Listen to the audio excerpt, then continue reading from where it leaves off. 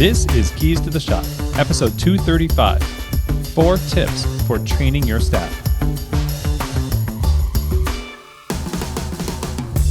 Well, hey everybody, and welcome to another episode of Keys to the Shop, where we give you insights, inspiration, and the tools you need to grow as a coffee service professional. My name is Chris DeFiorio. I'm your host for the show. Thank you so much for taking the time to tune in today. Make sure you subscribe to the show, and also if you have the opportunity to rate or review the show, that'd be awesome as well.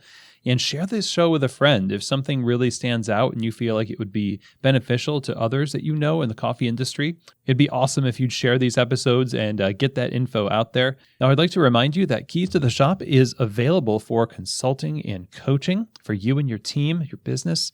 If you're interested in bringing your operations and quality up to the next level, or you want to get started in your first coffee shop on the right foot, or you need help in the expansion process as you take on a second or third store, there's a lot of different ways that Keys to the Shop Consulting can help you. Whether that's over the phone or in person, we're really dedicated to helping you take care of your people, your quality, and your operations.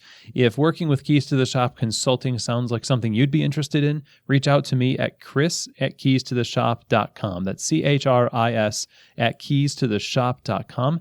And we can hop on a free exploratory call, see what that looks like for your context, and can't wait to hear from you.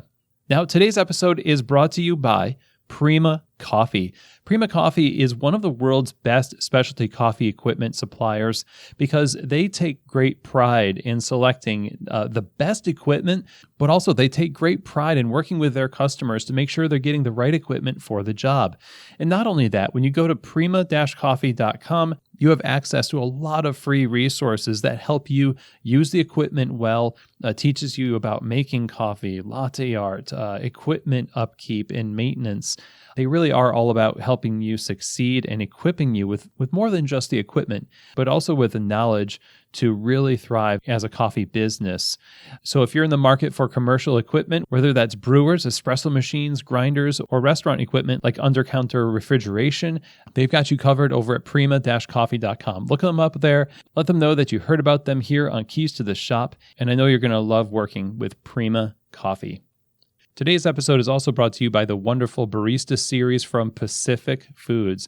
The Barista series is the world's leading line of plant-based performance beverages that is designed for baristas and with the active feedback of some of the world's best baristas. So every time you use something like their oat, coconut, rice, almond, soy, hemp, whatever you choose from the Barista series line, you're going to know that that stuff was bench tested for performance. That's why it's a performance beverage, because it gives you the texture you want for latte art. It stands up to the heat from steaming, and it also creates balance in the beverage, which keeps the focus on the coffee. Customers more and more are selecting plant-based options, and if you really want to offer your customers the best, then I think that you should offer them the Pacific Barista series. Go to their website, pacificfoodservice.com. Get these in your store and try them out for yourself. You really can't go wrong with the Pacific Barista series. Okay, so today I wanted to talk to you all about something that is always relevant, and that's training. Training is one of those things that I am constantly thinking about because so much of how baristas are going to either thrive or not thrive in the coffee shop has to do with things like onboarding. It has to do with training and continued education. And there is a ton to talk about when it comes to the nuances of training your staff.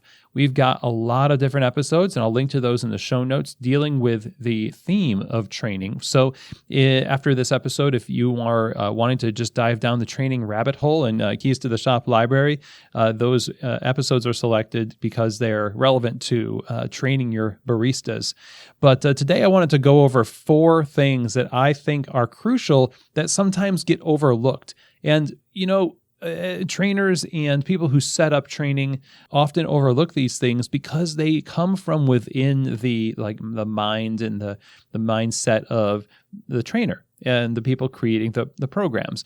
And so it's easy to see why this could be sort of an ineffective process when oftentimes what we're doing is we're just looking for other organizations that are similar to ours in terms of statistics and things like that, and then taking what they're doing and applying it to our situation.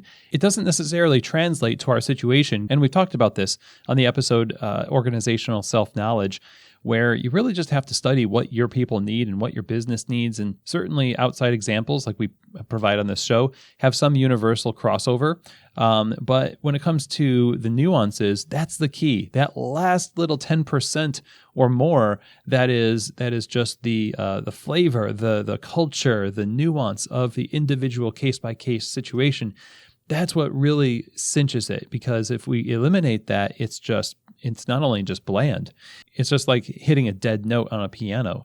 No matter how hard you try to apply a training program that misses some of these things, it's just not going to produce the kind of results that you want. Here's the first tip that I have for you when it comes to training your staff, and that is to ask the question, what is the minimum viable skill? And that's not to say that we don't want advanced learning.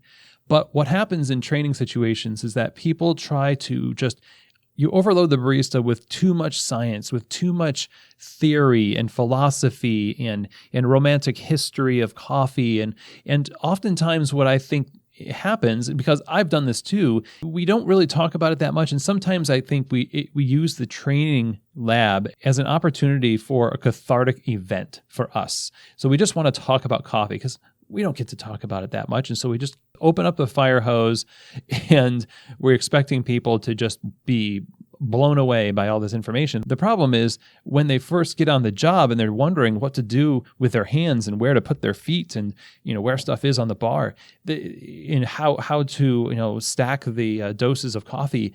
That's the kind of information we leave out because we're too busy talking about, direct trade and extraction ratios. We need to figure out first what the minimum viable skill is so that we're taking care of not only the bar so that we have baristas who feel useful, but that useful feeling helps take care of the barista.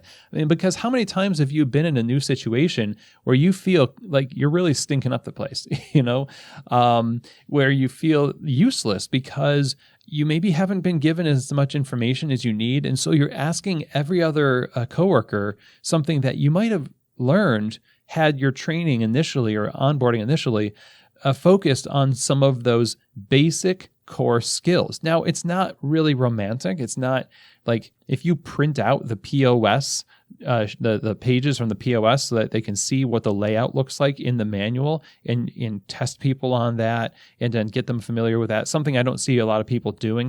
We do that. That's way more than most people do. And it actually takes care of a major part of what creates enthusiasm later. If you don't feel cared for in the basics of your job so that you feel like a contributing member of the team early on, then later on, you're not going to be so enthusiastic about learning coffee or latte art or the seed to cup journey because you just feel defeated right from the get-go. And that's a big problem we've got in the industry. So equip them with the skills and understanding to do their job well soon. And sometimes that means just basic skills that don't allow you this platform to just wax poetic about what coffee means to you and the philosophy of being the last link in the chain and stuff like that. You don't have to completely be devoid of that, but separate the two, I think, and focus on what the minimum viable skill is. And then later, once people start flourishing in that, you can start to elaborate. You can start to add nuance and introduce more of that as they can feel more competent in those core skills. So when you're training staff, think about what is the minimum viable skill? How do we get these baristas up to speed? And how badly am I throwing that off by throwing all this jargon and all this esoteric stuff out there? And the answer is usually a lot, So that's the first thing. Number two is be patient with progress. The fact that an employee takes a long time to grasp something like tamping evenly, or which does make a difference if you have a puck press or something like that, but still, any job that they're doing, sometimes individuals take a longer time to learn or less time to learn, depending on who you're training. And the fact that they take varying times or a longer time is not an indicator of their ability necessarily, but just of their absorption. So it's like it's ability versus absorption. So they can't maybe absorb the information as quickly as somebody else. They got to work harder for it. You could make an argument that the person who has to work harder for it appreciates the applied skill more than the person that has it come relatively easy to them. But that's parsing things out just too much for this episode. The fact is, I think we put too much on how quickly somebody learns, and we elevate them to star status because they're so quick in their learning. I'll tell you something. I'm a slow learner. Nonetheless, when I get something, it really opens up. I mean, it really is in there. And that deep understanding of the thing often leads to a way wider variety than maybe if I had just picked it up really quickly and it wasn't much effort. And if it's not much effort, sometimes it's just not appreciated as much. So you might be throwing the baby out with the bathwater, so to speak, if you say to yourself, well, I don't know about this barista because they're taking so long to pick up this heart-pouring stuff. And then we project into the future like, oh, and then they're going to start a fire in the cafe, and then they're going to swear at customers, and then I'm going to lose my business. And we just go down this path because we're building it up too much in our minds. It's just that we have to be patient. You have to be patient with progress. That's the tip number 2. You let go of your expectations and ward off frustration. Frustration is a control issue that you have. You want people, you say, to get through this training, and then we only have so much time to put them through this training. You want them to get it. You're not going to get everyone to the same level in the same time. Anybody who's trained for, groups of people, like I'm training at Coffee Fest, Latte Art for years and years and years, training groups of baristas, doing training at different coffee schools in the past 2 decades of coffee. There's always going to be a variance. Any teacher will tell you that. The major mistake you make is starting to draw grand assumptions about people based on their performance in a controlled environment like that. We need to be more patient and treat people as individuals and look at how we can cater the training to their learning styles. So that's a major thing. I think, yes, you still have to have limits on the amount of money you can spend on training. And there are certainly baristas who not only show not a lack of absorption, but almost an apathy for the information. So you have to be wise enough to know what the difference is.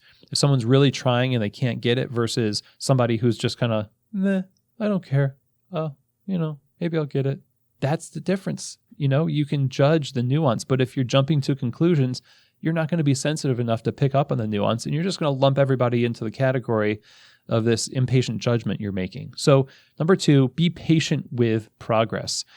Now, number 3 tip for you is you have to match your training, the curriculum, the way that you lay it out, to real work done on the bar. So this is kind of a follow-up to the minimum viable skill, but taken a step further. I like to do drink drills. I like to take it from the menu and actually do things like mochas and vanilla lattes, sugar-free vanilla lattes with soy milk. Things that you might order, things that you will definitely encounter on the bar need to be a part of the practice. It's like a flight simulator. Pilots are put in simulators to simulate the experience. That's why it's called a simulator. So you think about the training as a flight simulator. Think about how closely you can match your training lab to the bar that barista is going to be working on. I remember touring a roastery in Queens in New York that had training labs that were set up specifically for their biggest clients. And knowing that the baristas coming in, there was like 4 different machines set up, and each one had the water spec'd out completely to match the water that wholesale client experienced at their location, the same machine, the same grinders, the same coffee. That's a super cool idea. And if you're a roastery with a training lab, then you need to think about doing that. Again, how closely can you match what you're doing in the shop to what the barista is going to experience? There's some benefit to being able to have them practice cappuccinos all day long for 4 hours, okay? But I think there's way more benefit in mastering how to bang out a bunch of large milk drinks and a couple of smoothies and a traditional cappuccino than banging out 45 cappuccinos. There is some benefit to repetition and muscle memory, but you also have to be able to develop that within a context that brings familiarity. So match your trainings to the real work done on the bar and get people prepared for the stuff that they're going to do, right?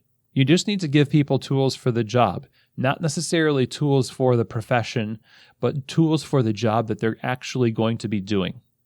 So the fourth and final point for tips on how to train your staff well is to track before and after. Now, this applies to just new baristas that didn't have any skills beforehand, but also when you're trying to re-up skills in your existing staff, you want to have knowledge of where things sit in your organization before you start applying the new curriculum, the new trainings, because then you can track to see how effective this is.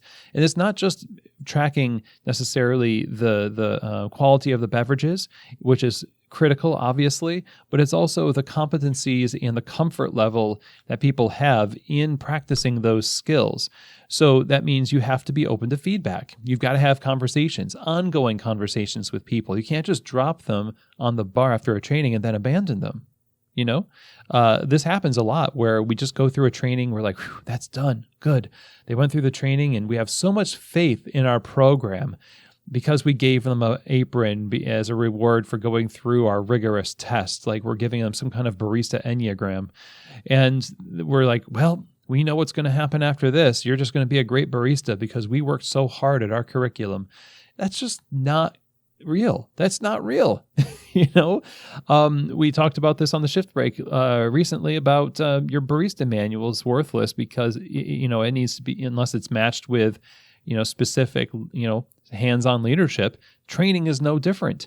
So when you send somebody into an environment after training, that's when the real work begins, and you need to be there for them afterwards. So you need to know that the training is effective, and in order to do that, you need to be present and also follow up with your baristas afterwards and continually. Make that a part of your training process, or whoever is in charge of training, if it's your manager, if it's a trainer, whatever, part of their role has to be focused heavily on what happens after the initial training, because that's where habits are cemented.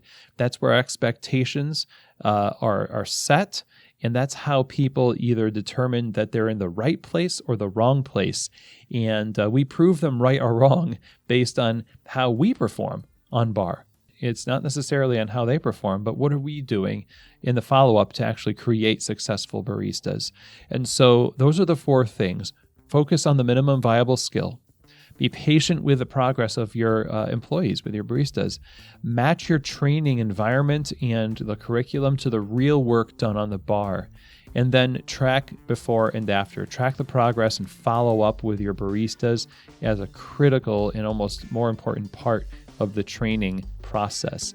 And there are many other things, of course, but I feel if you get all four of these things, immediately I think you're going to start to see a huge benefit to how people feel about their work and how much of a learner they are in the future when you do get down those rabbit holes of extraction ratios, when they want to get into competition, when they start like going onto coffee websites on their own. They feel like they have the capacity to do that.